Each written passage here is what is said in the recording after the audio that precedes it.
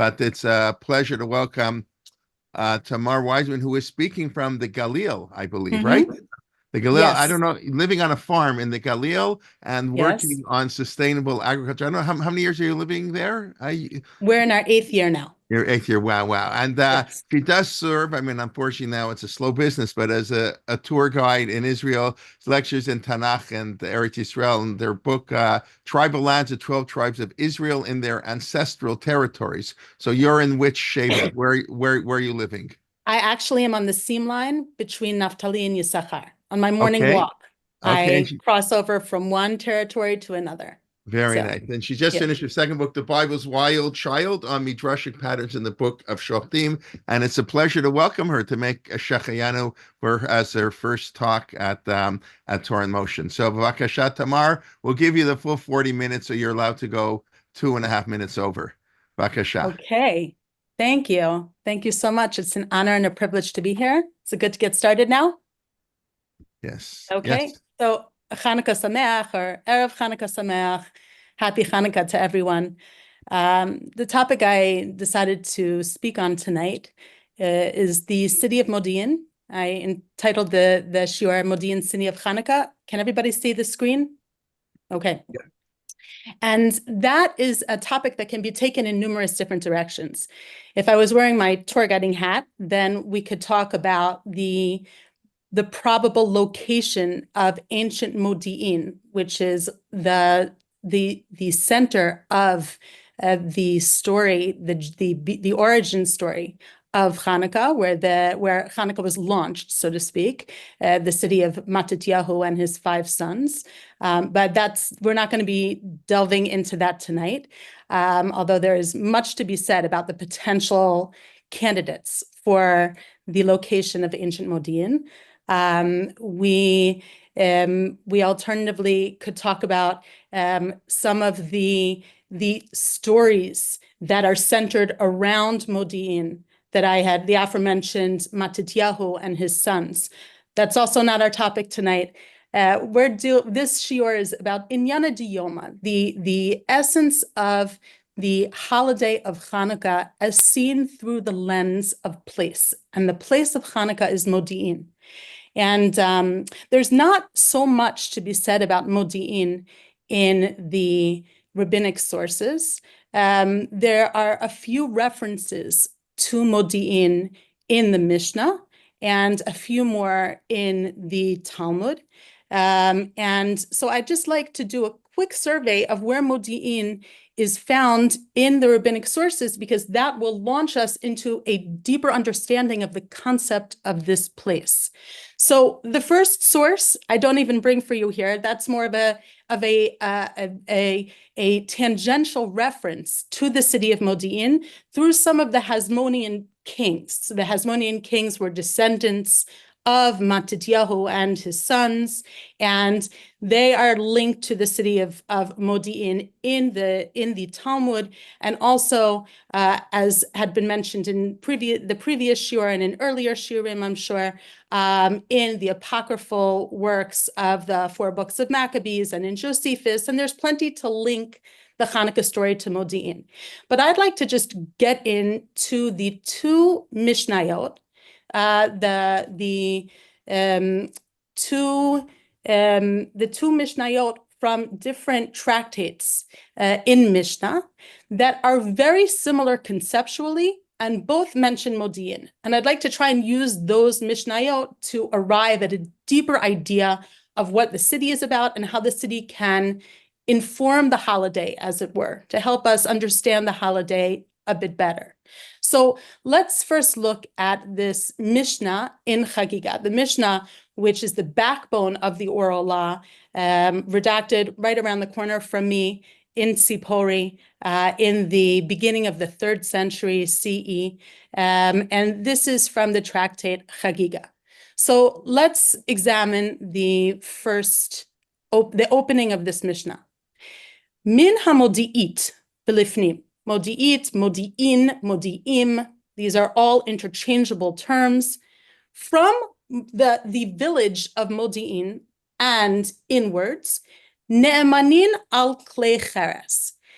one can trust the potter in his observance of the purity laws, which were necessary to ensure that pottery, which was the plasticware of the ancient world, was not contaminated with any kind of impurity. So the potter himself had to be trustworthy. And as long as the potter was located somewhere in the radius of Modiin towards Jerusalem, anywhere within that radius, Modiin established the distance, then he was trustworthy.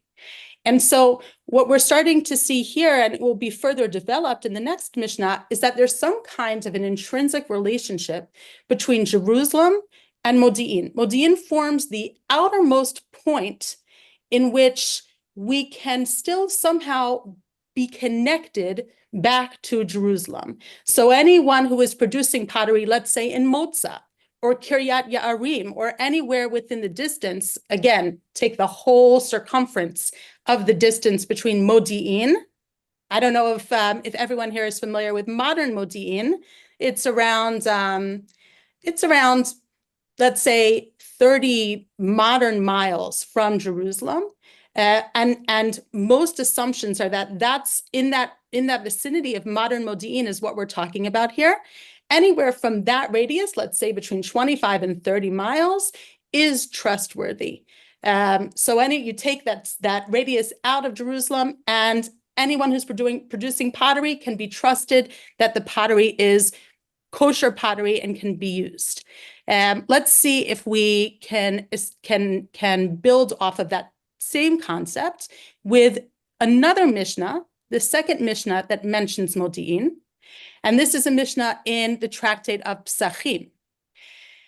Now, the context of this Mishnah is talking about a derech richoka, a faraway location that would make it okay for someone who could not make it to Jerusalem in time to offer the Passover sacrifice. He would have a reprieve and be able to offer it the following month. That's called Pesach Sheni. So either someone who wasn't ritually pure at the time of the offer of the Passover sacrifice on the 14th going into the 15th of Nisan, could then have a month reprieve and offer it a month later. Either if he wasn't pure or if he was coming from too far away, like where I live in Steilan, we are definitely considered far away. Because look at how the Mishnah defines a distant path. Ezohi derech rechoka. What is the definition of a distant journey? Min hamodiin velachutz. Anywhere that is outside of Modiin. So my brother, who lives in Modiin, would not be able to warrant this exemption. I, who live up in the Galil, would be able to take advantage of that extra month, and I have the reprieve, and I can then bring my Paschal sacrifice a month later. But notice that in both of these Mishnayot, the concept that's being delivered is that Modiin is the furthest most location that is still somehow connected to Jerusalem. And so anything from Modiin inwards towards Jerusalem is not considered to have this exemption of a distant path. Or with the first Mishnah that we saw, it is considered to be a location of trustworthiness. So here we're left with this concept that somehow links Jerusalem to Modiin. And I'd like to take this idea a little bit further in another direction, where there is another Talmudic source that links Modiin back to Jerusalem. It's a little bit more abstruse, but let's look at it together. I'm in source number 3 now, in the tractate of Ta'anit. And in this source, the Gemara is discussing the very last gasp of Jerusalem on the eve of its destruction. Amru, Kshecharav Beit HaMikdash, when the temple was destroyed in the first time, back in 586 BCE by the Babylonians. Oto Hayom Tisha B'Av Haya, it was the 9th of Av, Motzei Shabbat Haya, it was the conclusion of Shabbat, Motzei Shvi'it Haya, it was the conclusion of the Shemitah year. All of these endings are all culminating, they're all coming together and culminating in the destruction of the temple. Umishmarta shel Yehoyariv haita. And it was also the shift of the priestly family of Yehoyariv. Now, there were many priests, and the priests lived scattered all throughout the land of Israel, and they would work in the temple in shifts called mishmarot. And the last priestly family to work in the temple just before it was destroyed was the family of Yehoyariv. Now, how is this in any way linked to Modiin? I don't have Modiin anywhere in my source here.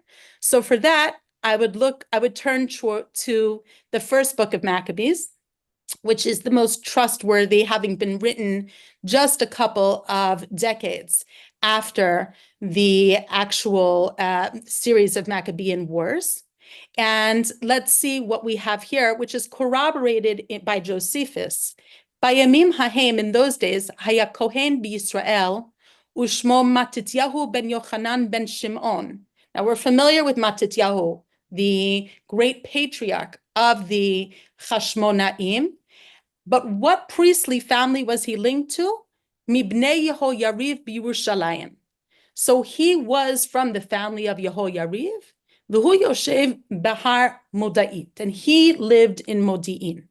So here, obliquely, the Talmud is indicating another link between Modiin and Yerushalayim.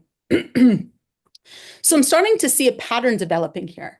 First, with the first two Mishnayot, which seem to almost, I think of it as a rubber band. You have Jerusalem as the center, and how far can you stretch that rubber band before it breaks, before you enter into a new category, either untrustworthiness or too distant from Jerusalem? That point is Modiin. Modiin is the farthest you can get from Jerusalem while still maintaining some kind of a intrinsic connection to Jerusalem.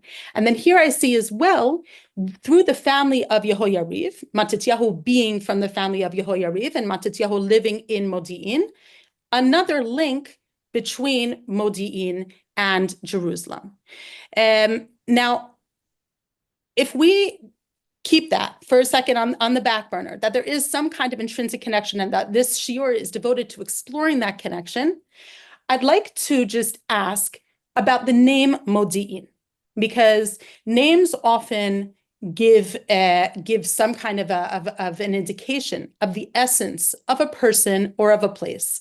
So if we were to look at the name Modiin, if I were to look at it, if I were to be in the university, or if I were to be working as a tour guide, which hopefully I'll get back to, more tourists coming, God willing, that would be wonderful. Were I to be in either of those two contexts, I would say Modiin was likely called Modiin because of its location, because it stands at the crossroads of two or even three very traversed and traveled roads, either leading from Jaffa over to Jerusalem, or leading from ports further north, over to points further south on a north-south axis. But Modiin is almost like that signpost that has a lot of those spokes pointing out, saying, go this way, because Modiin is from the language of ladat, to know, or lahodia, to make known. This is your information booth. This is where you go to figure out, well, this way to Jerusalem, and that way to Shechem, and that way down to Hebron, and that way over to Yaffo. And it's kind of that very well located location. And I'm sure that could be corroborated by those of you who live in Modiin or who have visited Modiin, can realize it's one of the best located cities in modern Israel, as well as in ancient Israel. But I would also like to suggest that that the idea of da'at, of knowledge, goes beyond just just telling me how to get to Jerusalem or how to get to Yaffo. I'd like to suggest that dot means something specific. Now, I understand that dot can be taken, that concept of knowledge, for which we have numerous words in Hebrew, can be taken in different conceptual directions. I would just like to choose the direction of the Yerushalmi. And here, look with me, please, in source number 5, which will help us arrive at a deeper understanding of what Modiin might mean and indicate for Chanukah. Rabbi Amar, in the context of discussing on the tefillot, the prayers of Shabbat. Now, you know, in Shabbat, there's a special Amidah. There's a special prayer that we do that is not like the Amidah, the Shmona Esrei, the central prayer of the week. It is a shortened version. It incorporates some of the weekly prayers, but it also shifts and changes to Shabbat-oriented prayer. And so Rebbe, again, my neighbor, who spent quite a bit of time between Beit Sha'arim and Sipori, up here in the Lower Galilee, Rebbe Yehuda Hanassi, he was curious about something that maybe you're curious about as well. In the Amidah of Shabbat, we don't have the prayer thanking God for giving us wisdom, for Chonen Hadat. And Rebbe puts it this way. He says, Heach bitlu Chonen Hadat b'Shabbat. How is it that we eliminated this prayer to God, he who grants us knowledge, on Shabbat? Ki im ein dea tefillah minayin. If we don't have knowledge, then how do we pray? It's a fundamental rhetorical question. And then he asks another rhetorical question, which I think is the key to understanding Modiin. V'cho im ein dea havdalah minayin. And if one doesn't have da'at, if one doesn't have dea, if one doesn't have Modiin, then how can one distinguish between different entities? In the concept of the Yerushalmi, dea means havdalah. It means the ability to make distinction and distinguish between different things. That's in our Havdalah prayer, with which we end the Sabbath, with which we end Shabbat, where we bless God, who has given us the ability to distinguish between holy and profane, and between the 6 days of the week and Shabbat, etc. And so, if we take this idea that dat means havdalah, means the ability to distinguish between different entities, then I would argue that we only need to exercise our faculty of havdalah when we're dealing with very similar elements. You don't need to really use da'at to tell the difference between my second grade little leaguer and Joe DiMaggio, right? Like we're dealing with two different playing fields here. Dot demands that there be two things so similar that we have to exercise our critical ability to distinguish between them. And so I'd like to, on that note, and I'll if there are any questions, I will get to them at the end of this year. On that note, I'd like to identify what it is in Chanukah, which is represented by the city of Da'at, the city of Modiin, that demands that we exercise this critical faculty of Da'at, of being able to distinguish between such like entities. And in order to do so, I would look to another Mishnah, and hopefully at the end of this year, I'll be able to explain why I'm dealing so much with Mishnayot in a shiur on Chanukah. Another Mishnah that is a very, very startling Mishnah. Every time I learn it, I am startled anew. And it is a Mishnah, and here you can see with me, look along in source number 7, a Mishnah Mesechet Megillah, that says basically that if I want to write a Torah scroll, then I have a choice to write it either in Lashon HaKodesh, which is the Torah scrolls, the Sifrei Torah that we're all familiar with, or I can write it in Greek, in the language of the Yevanim, in the language of the Hellenists, and it would, for all halachic intents and purposes, be considered a kosher Torah scroll. Now, this is quite astounding. And the reason, as the Gemara goes on to explain this Mishnah, the reason why this would be something that would be permitted is based on the Septuagint. I don't know if you've had a shiur in this series, in this Yom Iyun, on the Septuagint, on the Greek translation of the Torah, but as told to us in various different apocryphal, pseudepigraphal, and rabbinic sources, in other words, our corpus of rabbinic literature is helped along by extra biblical and extra rabbinic sources, some of which were discussed in the previous shiur.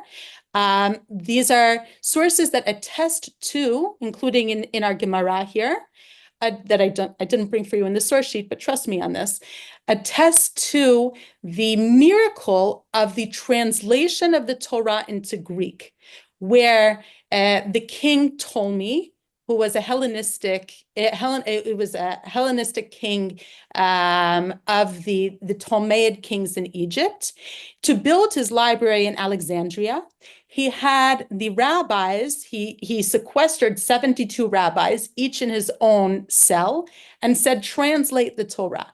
And the great miracle, as delivered to us in the version in the Talmud of this translation, was that all of the rabbis, though each was isolated, came out with the same translation. And that translation is known as the Targum HaShivim, the translation of the 70, it's a rounded number from 72, or the Septuagint in Greek.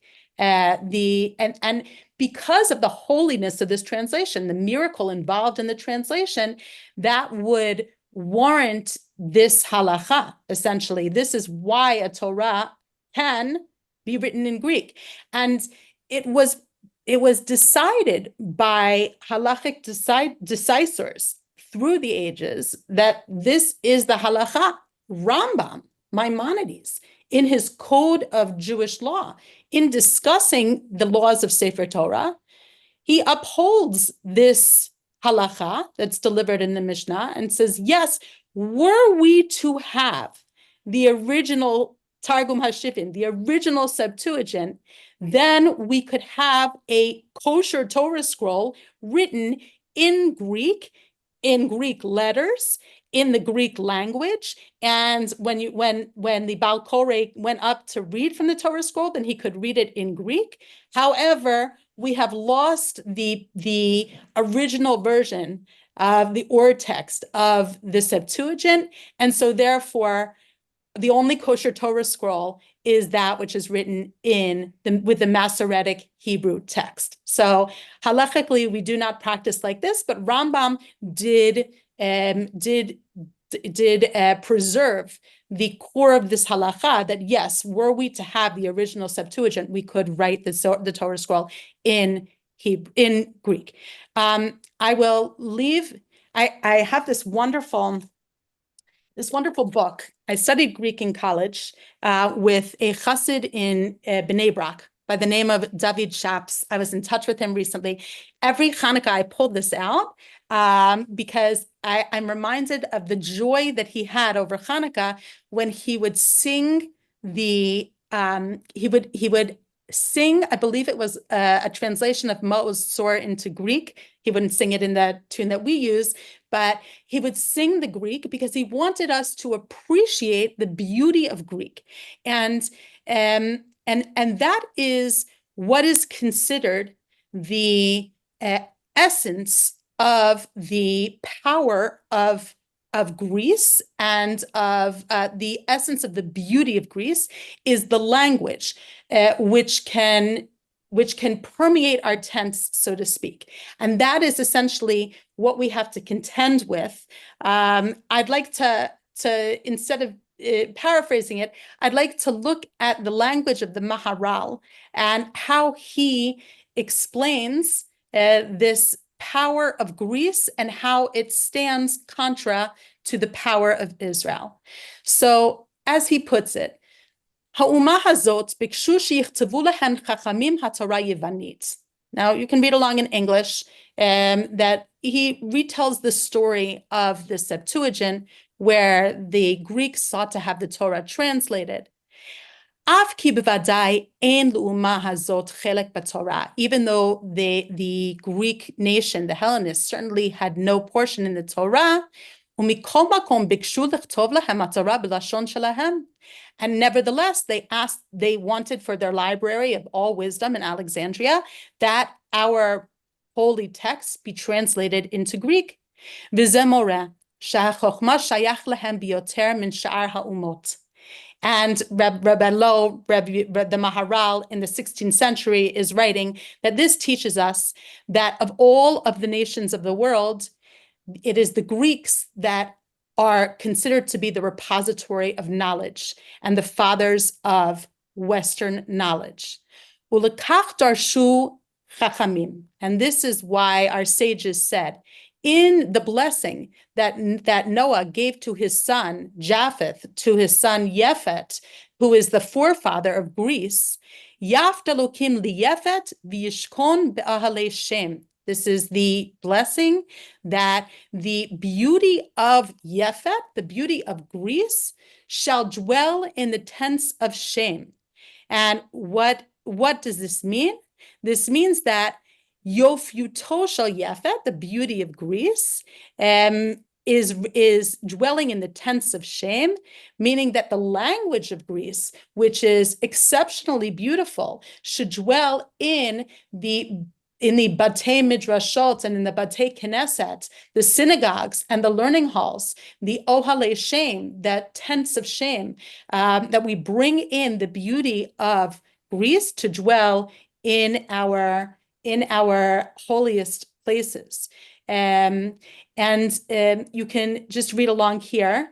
I'll just read the English translation, which is to say, from the beauty of the children of Yafet, which is the Greek language, which is exceedingly beautiful. And while the Torah dwells in the tents of Shem, it is permissible to have the Torah in Greek. And this is because the Greeks have exceeding wisdom compared to all nations. I'll switch over here to I'll continue on in the English. And this comparative closeness itself was the cause of them wanting to annihilate the Torah. For a man is not become jealous except of a man who resembles himself. So, Ein gibor mitkane ela begibor shekmoto. You don't put a second grade little leaguer over and against Joe DiMaggio. It is the wisdom of Greece that stands counter to the wisdom of the Torah. These are two, dare I say, now I'm not going to dare to say, I will say, extraordinarily powerful repositories of wisdom. And the challenge of Dat, as symbolized through Modiin, the city of Chanukah, the challenge of Dat is to be able to make that distinction very carefully, not necessarily to banish Aristotle and Plato and Socrates from our bookshelves, but to incorporate the beauty of Greece into our own into our worlds, into our even into our libraries. And again, this powerful halakha of the language of Greece being able to find its place in our holiest of texts is very compelling. However, lest I just leave it at that and give carte blanche for my Sfarim to dwell side by side, I'd like to think a little bit more deeply about those Mishnayot that launched us in this Odyssey. I use that word very carefully, homage to Homer there, in this Odyssey of understanding Modiin and Dat. Now, to do that, I would like to look at the Pri Tzaddik, Rav Tzadok HaKohen Melublin, and see how he frames this. The Pri Tzaddik says the following. Now, he's saying that the main spread of the oral Torah began in this age of Matityahu and the Hashmonaim. The oral Torah being the ability to distinguish between elements. Can you put the phone down, please? Hello? Phone down. Yeah. Thank you. Being able to distinguish between different elements, as the Maharal puts it, the Mishnah, Mikra, Mishnah, Ugmara, the Torah and the Mishnah and the Gemara stand in parallel to the three definitions of wisdom. The Torah would be Chokhmah, it's a divine wisdom. Mishnah would be Da'at. That's why I kept on bringing Mishnayot over the course of this shiur. The Mishnah is the beginning of the human involvement in the Torah and the distinguishing and the applying of the halachot in the Torah Shebichtav, in the written law, and applying them to different circumstances and different situations. That is basically what the Mishnah does. It tells me if I am carrying on Shabbat and I'm carrying from an alley into a public sphere, is that different than if I'm carrying from one public sphere to the shuk? It distinguishes between different situations. So we'll take the halacha of the prohibition to carry on Shabbat and apply it and parse it out to different situations. So the Pri Tzaddik says, the main spread of the oral Torah was at the time of the Hasmoneans, of the Hashmonaim, and God made one corresponding to the other. The blossoming of the oral law was paralleled by the growth of Greek wisdom, which is the opposite of the wisdom of the oral law. Aristotle was then the head of the sages of the Greeks. I mean, if you think about the history of the great Greek philosophers, Aristotle, Plato, Socrates, etc., we are talking about more or less the same era of intellectual history as the very, very beginning of the genesis of the oral law, the closing of the written law and the beginning of the oral law. And besides their wisdom, and here's the key, besides their wisdom, they had arrogance and conceit, and they mocked all of the earlier faiths, even idolatry and sorcery. That's why the Rambam, that for many reasons, but one of the reasons why the Rambam, why Maimonides could draw so much from the wisdom of the Greeks is that they believed in a first cause, and as Aristotle would claim that the paganism of Greece was just superstitious and was not to be taken seriously. So they mocked everything, but basically they believed that which they could achieve through their own wisdom, not that which was transmitted from earlier generations. And so I would like to take that concept and wrap up the idea of Modiin as the city of Chanukah in the following way. It requires a tremendous amount it requires us to exercise our faculty of dat when we think about the wisdom of the Western world and the Eastern world. And we choose to accept or perhaps reject certain tenets which might run counter to our faith. Because Modiin, at its core, is linked to Jerusalem.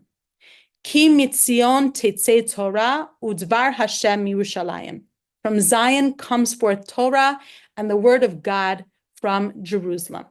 If the word of God is coming from Jerusalem, and Modiin symbolizes the farthest stretch that we can accomplish, man, through his dot, through his faculty of being able to apply and distinguish and make the distinction between what is loyal to our transmitted Torah, what is loyal to our values, and what has to be left outside of Modiin. True, there is a great deal that we can incorporate and bring into our tents, but the dot, as symbolized through this holiday of lights of Chanukah, is about really searching very carefully with those lights to be able to make those distinctions between what, again, is we're not like the Greeks. We don't dismiss that which has come before us as superstitious and as archaic and as old-fashioned, so long as we ourselves are not able to grasp that wisdom with our own faculties. We respect the fact that there is a great deal of wisdom that we, with our limited faculties, there's a great deal that we cannot achieve. That is a gift that is gifted to us through Jerusalem. So I'll wrap up this year and then I'll take some questions. I'll just wrap it up with the following thought. Modiin is the city of Chanukah because Chanukah is the holiday where we confront the wondrous and frightening powers of Western civilization, and we apply our da'at to determine what we should incorporate and bring into our homes, and what, in other words, that which can trace itself back to Jerusalem as far as you can get. That rubber band is still intact, but what can be traced back to our Misorah, to our transmitted Torah, and what already is beyond the pale.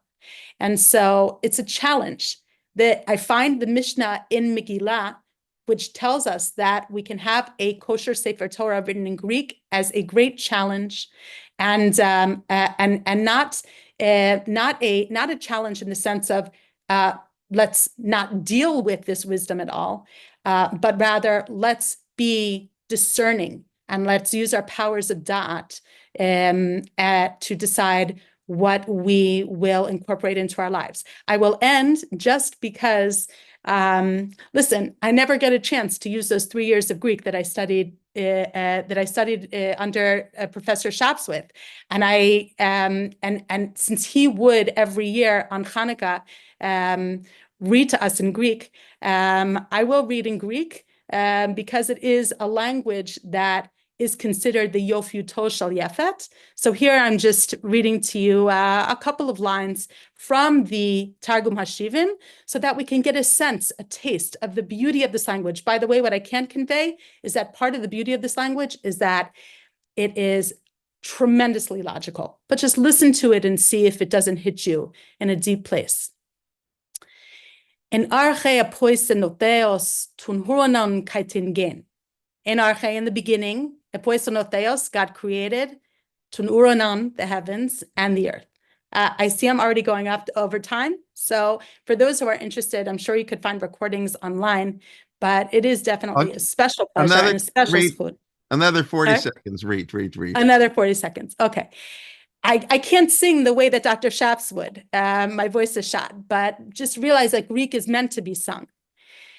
Hedege hen asratos kai akataskuastos, kai skotos epano tes abusu, kai pneumateo epifereto epano tu udatos.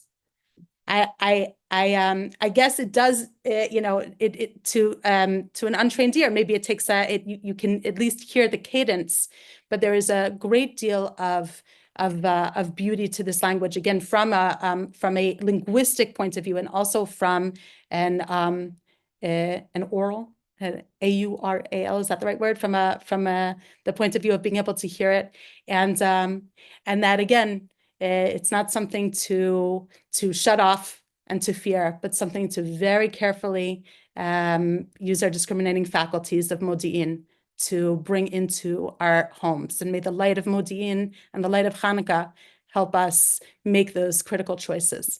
Okay, I'll just look if there's any. Give it 22 seconds to look. The only comment, I think, somebody said we don't know how to pronounce ancient Greek, but I think you just proved that wrong. Okay. We do. And the pottery. We do because there are two different just very, very quickly.